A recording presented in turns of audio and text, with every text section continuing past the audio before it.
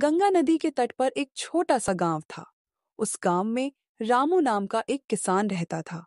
उसकी एक बेटी थी, किरण। अरे रामू भाई, ये देखो, ये जड़ी बूटी का तेल है।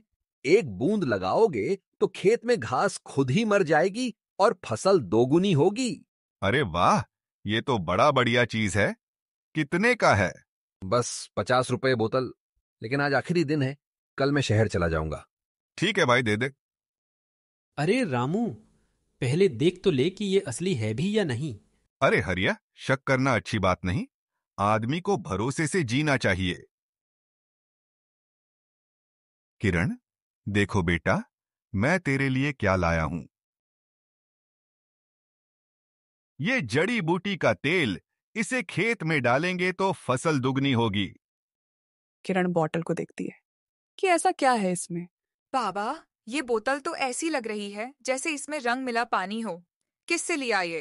अरे वो सियाराम की दुकान से। वो बोला ये शहर से लाया है, बड़ा काम का है। बाबा, आप हर किसी की बात पर क्यों भरोसा कर लेते हो? पहले जांच परख तो लेते। अरे बेटिया, सब अपने हैं, कोई अपना बुरा थोड़े करेगा। यही सोच आपकी सबसे बड़ी कमजोरी है बाबा। इस बात का फायदा हर कोई उठाता है। राघव और मोहन दोनों शहर में रहते हैं। दोनों भाई चालाक और दिमाग में बस एक ही धंधा, भोले भाले लोगों को ठगना।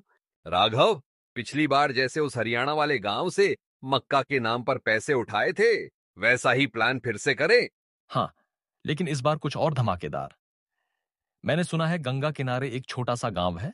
वहां लोग बड़े भले हैं, बस सुनते ही मान लेंगे। तो कहानी क्या रहेगी? सोने के बीज वाली। पुरानी ट्रिक है लेकिन चल जाएगी। सुबह होते ही दोनों बैलगाड़ी में बैठकर गांव की ओर निकल पड़े। रास्ते में खेत, हरे भरे पेड़ और दूर दूर तक फैली गंगा की लहरें। ये नजारा देखकर भी उनके दिमाग में बस एक ही बात थी, कैसे गांव वालों को फंसाया जाए। राम राम भाई। राम राम भाई। कैसी चल रही है खेती? क्या बताऊं, इस साल बरसात ठीक न होने से फसल आधी रह गई। अरे, ऐसा क्यों? अगर हमारे पास जो चीज है वो आपके पास होती तो आज आपका खेत सोना उगल रहा होता। सोना? खेत से? ये कैसी बात कर रहे हो? भाई, हम शहर से आए हैं। हमारे पास ऐसा खास बीज है जो मिट्टी में बोते ही फसल के साथ सोने के दाने देता है। अरे, ये तो कमाल की बात है। आप भी किसान हो? नहीं, हम तो व्यापारी है। कहीं गांव में हमने एक खास बीज दिए हैं, उनसे वो गांव आगे आ गया है। क्या आप हमें पंचायत में ले जा सकते हो ताकि हम ये बीज सभी किसानों को दे सके? हाँ बिल्कुल, ये तो हम सभी किसान भाइयों के लिए खुशी की बात है। किसान ने तुरंत पंचायत बुलाने का ऐलान करवा दिया। खबर आग की तरह फैल गई। शहर से दो बड़े लोग आए हैं जो खेतों में सोना उगाने का तरीका बताएंगे। अरे, ऐसे लोग तो पहली बार हमारे गांव में आए हैं। देखते हैं क्या बात है। अगर सच निकला तो हमारी गरीबी खत्म। पंचायत पर सभी किसान इकट्ठे हुए। तो भाई, ये दोनों मेहमान कह रहे हैं कि इनके पास कुछ खास चीज है जो हम सबकी जिंदगी बदल देगी। सुनते हैं इनकी बात। भाइयों, हम शहर से आए हैं और हमारे पास ऐसा बीज है जो आपके खेत में बोने के बाद फसल के साथ साथ सोना भी देगा। ये देखिए, सोने के बीज। अरे वाह, ये तो सच में सोने जैसे चमक रहे हैं। देखने में तो अच्छे हैं, पर यह बात कुछ पच नहीं रही। आपका शक जायज है, लेकिन हम कोई ठग नहीं है। हम पहले भी कई गांव में ये बीज दे चुके हैं। फसल तैयार होते ही मिट्टी में से सोने के कण निकलते हैं। और ये बीज कितने में देंगे? यही तो खास बात है भाई, हमें अभी आपसे कोई पैसा नहीं चाहिए। अरे, बिना पैसे? ये तो अच्छा है। हम ये बीज आपको उधार में देंगे, लेकिन एक शर्त है। क्या शर्त है? बिना पैसों के तुम हमारे लिए इतना क्यों करोगे भला? जब आपके खेत से सोना निकलेगा तो पहले हमें हमारी तय कीमत देनी होगी, और इसके लिए अभी एक कागज पर आपके दस्तखत करने होंगे जिसमें लिखा रहेगा कि आपने ये बीज हमसे खरीदे हैं, और जो जो जमीन में निकलेगा वो आप हमें देंगे। अगर सच में ऐसा हो गया तो मेरी कर्ज वाली जमीन भी छूट जाएगी और किरण की शादी भी अच्छे घर में कर दूंगा। ये बात तो ठीक है, लेकिन लिखत पढ़त का कागज हमें पहले पढ़ना होगा। बिल्कुल, हम कुछ भी छुपा कर नहीं कर रहे। कल सुबह हम कागज ले आएंगे, आप सब पढ़ लीजिएगा और फिर दस्तखत कीजिएगा।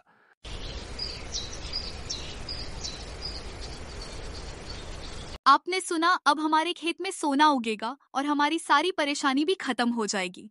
हाँ, अब तो हमारे अच्छे दिन आने वाले हैं।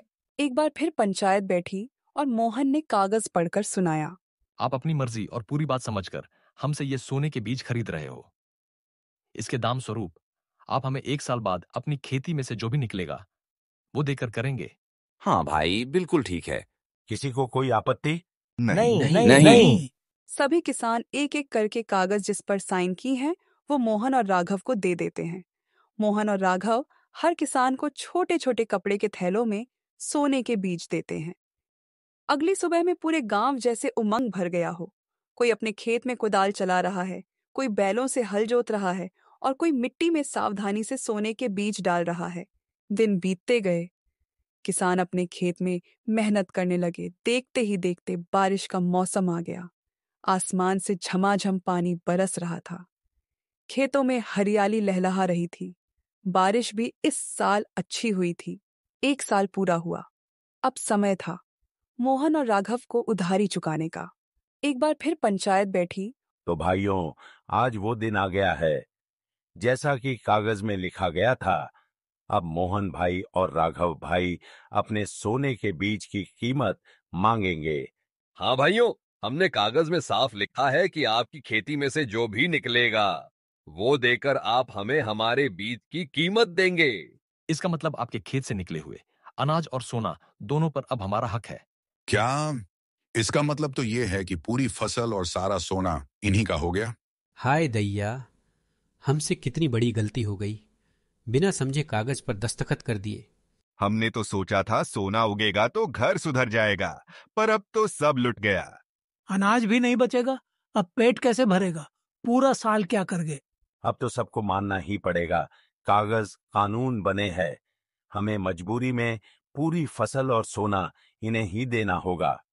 हमने ही अपने बच्चों का पेट काटकर इन ठगों के हवाले कर दिया। लालच में आंखें बंद कर ली थी, अब देखो सब उजड़ गया। किसी को समझ क्यों नहीं आया कि कागज में कुछ गड़बड़ है? हम सब अंधे कैसे हो गए? लालच ने हमें गुलाम बना दिया है। अब सिर्फ पछतावा ही हाथ आया है। ऐसे में किरण सरपंच के घर जाती है। सरपंच जी, निराश मत होइए।